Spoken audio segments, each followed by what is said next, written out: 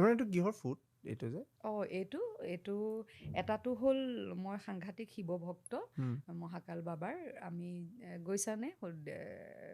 মহাকাল মন্দিৰ উজ্জৈন উজ্জৈন যোৱা হোৱা নাই উজ্জৈন আমি এতিয়া খুব প্ৰচাৰ হৈছে সামাজিক মাধ্যমত কিন্তু আমি গৈ আছোঁ আকৌ 1998ৰ পৰা তাৰমানে অ'কে এটা বিৰাট ডাঙৰ ঘটনা ঘটিছিলে আমাৰ সেইখিনি সময়ত মোৰ দেউতাৰ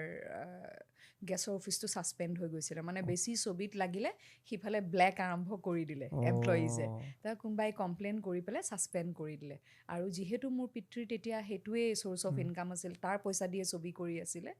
মানে থটমত খাই গ'লোঁ তেতিয়া এজন মাৰোৱাৰী সম্প্ৰদায়ৰ লোকে ক'লে ফেঞ্চি বজাৰ মে এক গুৰুজী হে আপ উনছে মিলিয়ে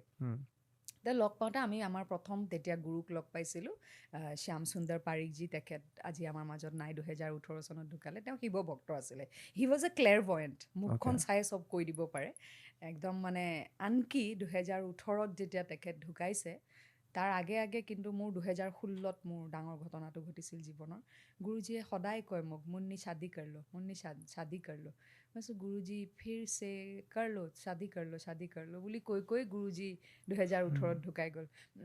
আৰু তেখেতে জানিছিলে যে মোৰ এনেকুৱা এটা হ'ব